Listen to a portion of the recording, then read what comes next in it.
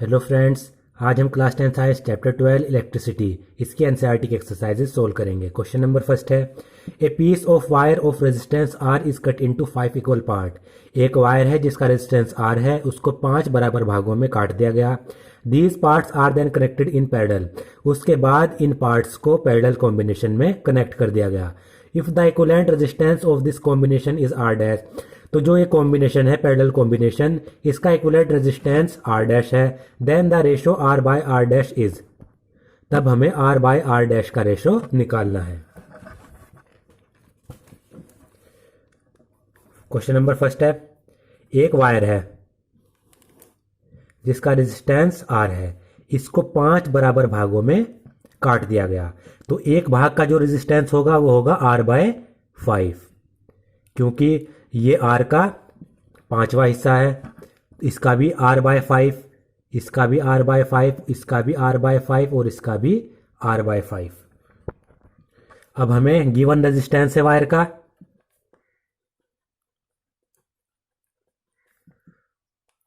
Are, फिर parallel combination में करने के बाद जो इक्विवेलेंट रेजिस्टेंस दिया गया है वो आर डैश दिया गया है। तो equivalent resistance in parallel combination,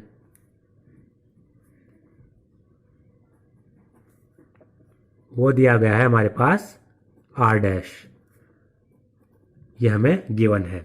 तो आर 1 अपॉन आर डैश, क्योंकि पैरेलल में कंबाइन कर रहे हैं, is equal to 1 upon R by 5 plus 1 upon R by 5 plus 1 upon R by 5, क्योंकि इन सब पार्ट को पैरेलल में कंबाइन कर रहे हैं। 1 upon R by 5 plus 1 upon R by 5, तो 1 upon R dash is equal to, अब ये हमारे पास है 1 अपॉन आर बाय 5। इसको हम ऐसे भी लिख सकते हैं 1 बाय 1, ये ऊपर तो 1 बाय 1 है, कोई 1 बाय 1 1 ही होता है, तो आर बाय 5, ये वाला पार्ट यहाँ से मल्टीप्लाई होगा और ये वाला पार्ट यहाँ पर मल्टीप्लाई होगा। तो इसमें करने के बाद जो हमारे पास आएगा वो आएगा 5 1 जा 5 upon R into 1 R, 5 by R. इसी तरीके से हम इसको 5 को ऊपर ले जाएंगे तो ये आ जाएगा 5 by r plus 5 by r plus 5 by r plus 5 by r plus 5 by r. यहां से हमने इसका आर एलसीएम आ जाएगा हमारे पास, तो आर 1 जा आर, 1 5 जा 5 प्लस 5 प्लस 5 प्लस 5 प्लस 5, क्योंकि r से r डिवाइड किया तो 1 आया, 1 को फिर 5 में मल्टीप्लाई किया तो 5 आएगा। तो हमारे पास 1 अपॉन आर डैश आ गया 25 बाय आर। इसको फिर उल्टा कर लेंगे क्योंकि हमें आर डैश की वैल्यू चाहिए। आर डैश हमारे पास आ गया आर बाय 25, या फिर इसको उल्टा ना करें क्योंकि हमें निकालना है आर बाय आर डैश की वैल्यू। तो हम क्या करेंगे, इस आर को इधर ले जाएंगे, ये आर इधर चला जाएगा मल्टीप्लाई में, और हमारे पास नीचे क्या है आर डैश है, ये आर बाय आर डैश आ जाएगा हमारे पास 25। इसी की वैल्यू हमें निकालनी थी, हमारी वैल्यू डायरेक्ट निकल गई। तो हमारा आंसर है D is the correct option. अब है question number 2, which of the following terms does not represent electric power in A circuit. इनमें से कौन सी टर्म सर्किट में इलेक्ट्रिक पावर को रिप्रेजेंट नहीं करती है, यह हमें निकालना है। हमें पता है जो पावर होती है इलेक्ट्रिक सर्किट में वो दी गई है P is equal to VI, एक तो ये होती है पावर। अब हमें इसमें क्या करना है, एक बार तो V की वैल्यू रखनी है, एक बार इसमें I की वैल्यू रखनी है। हमें पता है ओम्स लॉ से V equal to I R, तो हमें यहां पर V की जगह पर आई आर रखना है। तो P इक्वल टू V की जगह पर हम आई आर रख देंगे इंटू आई, तो i into i square into r. एक तो हमारे पास ये वाली वैल्यू आ गई पहले, एक आ गई हमारे पास आई स्क्वायर आर वैल्यू। अब हमने V की तो वैल्यू रख दी, अब इसमें हम I की वैल्यू रखेंगे। नाउ हमें पता है I is equal to V by R, Ohm's law से ही I equal to V by R. अब हम इसमें V इंटू आई की जगह पर V बाय आर रख देंगे, तो ये आ गई V into V square upon R. तीसरी वैल्यू हमारे पास ये आ गई, एक आ गई हमारे पास VI, एक है आई स्क्वायर आर, एक है V स्क्वायर बाय आर। अब हम इसमें चेक कर लेते हैं। एक तो हमारे पास वी आई है, पहली आई स्क्वायर आर हमारे पास भी है, तो बिल्कुल सही ऑप्शन है। दूसरी है आई आर स्क्वायर, इसमें आप देखिए आई आर स्क्वायर हमारे पास नहीं है। तीसरी है वी आई भी हमारे पास है, वी स्क्वायर बाय आर भी हमारे पास है। तो हमारा आंसर है आई आर स्क्वायर। बी ये पावर की वैल्यू को रिप्रेजेंट नहीं करती है। अब है इसमें question number 3। An electric bulb is rated 220 volt and 100 volt. एक इलेक्ट्रिक बल्ब है जिसकी रेटिंग 220 वोल्ट है और उसकी पावर 100 वोल्ट है।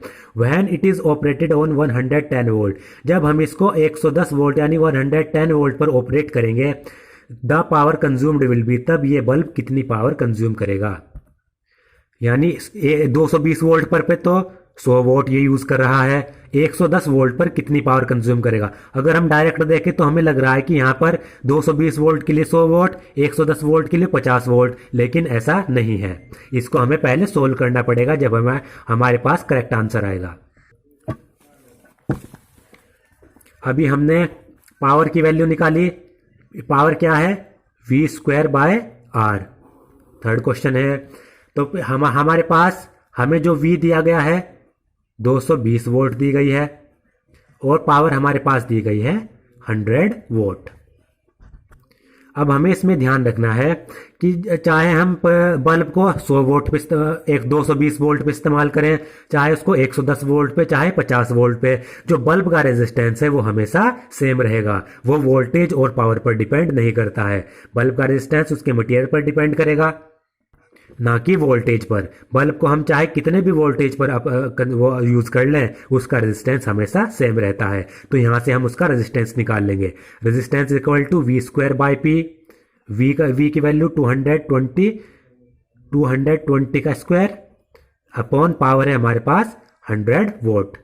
तो 220 इंटू 220 अपॉन 100, 0 से 0 गई, यहाँ इस 0 से ये 0 गई, तो 22 का स्क्वायर आ जाएगा हमारे पास 484 ओम। यानी जो बल्ब का रेजिस्टेंस हमारे पास आया 484 ओम। अब हमें याद रखना है रेजिस्टेंस रिमेन्स कांस्टेंट। रेजिस्टेंस हमेशा कांस्टेंट रहेगा if voltage reduce to 110 volt. अगर वोल्टेज को 110 वोल्ट पे भी घटा दे तब भी बल्ब का रेजिस्टेंस सेम रहेगा। फिर से हमें वही लगाना है, P equal to V square by R. अब हमारे पास वोल्टेज कितनी है? नाउ वोल्टेज है हमारे पास 110 वोल्ट, तो 110 का स्क्वायर, रेजिस्टेंस है हमारे पास 484 ओम, तो 110 इंटू 110 अपॉन 484, ये आ जाए कम से कम 121, 110 का स्क्वायर अपॉन 484। इसको कट करने के बाद जो हमारा आंसर आएगा, पावर आएगी, वो आएगी हमारे पास 25 वोल्ट। ये हमारा आंसर होगा P डैश, जो हमारे पास नई पावर आई। यानी 110 वोल्ट पे जो बल्ब है वो 25 वोल्ट पावर कंज्यूम करेगा। तो इसका आंसर है D is the correct answer. अब है question number 4। 2 conducting wires of the same material and of equal length and equal diameter are first connected in series and then parallel in a circuit across the same potential difference. 2 conducting wires है जिनका material same है और उनकी length भी बराबर है और उनका जो डायमीटर है वो भी बराबर है, यानी एरिया भी बराबर है। डायमीटर बराबर होगा तो एरिया भी बराबर होगा। तो इन कंडक्टिंग वायर्स को पहले तो हमने सीरीज में कनेक्ट किया, फिर उनको पैरेलल में कनेक्ट किया, और जो कनेक्ट करते वक्त जो पोटेंशियल डिफरेंस था वो बराबर रखा गया। पोटेंशियल डिफरेंस सेम है। सीरीज में जब कनेक्ट कर रहे हैं जब भी सेम पोटेंशियल डिफरेंस, पैरेलल में जब कनेक्ट कर रहे हैं तब भी same potential difference. The ratio of heat produced in series and parallel combination would be, तब सीरीज और पैरेलल कॉम्बिनेशन में जो हीट प्रोड्यूस्ड होगी उसका रेशियो हमें निकालना है। तो क्वेश्चन नंबर 4 है। अब हमें जो हीट का हमारे पास फॉर्मूला है वो है VIT या फिर I²RT या फिर V²T/R। ये तीनों ही हीट के फॉर्मूले हैं। अब हमें करंट तो नहीं दिया गया, हमारे पास वोल्टेज है, रेजिस्टेंस है, टाइम तो सेम ही रहेगा। तो हम ये वाला फॉर्मूला इस क्वेश्चन में यूज़ करेंगे। अब हमने क्या किया, जब हमने सीरीज में कनेक्ट किया तो उसका जो इक्विवेलेंट रेजिस्टेंस आया वो R S, let R S be equivalent resistance when connected in series. जब दो कंडक्टिंग वायर को सीरीज में कनेक्ट किया गया तो उनका जो इक्विवेलेंट रेजिस्टेंस आया वो आया आर एस। और आर पी जब इनको पैरेलल में कनेक्ट किया गया, जब इनको पैरेलल में कनेक्ट किया, पैरेलल कॉम्बिनेशन में जो इक्विवेलेंट रेजिस्टेंस आया वो आर पी आया। अब दो कंडक्टिंग वायर दिए गए हैं जिनका मटेरियल सेम है, अगर उनका मटेरियल सेम है तो उनका रेजिस्टेंस भी सेम होगा।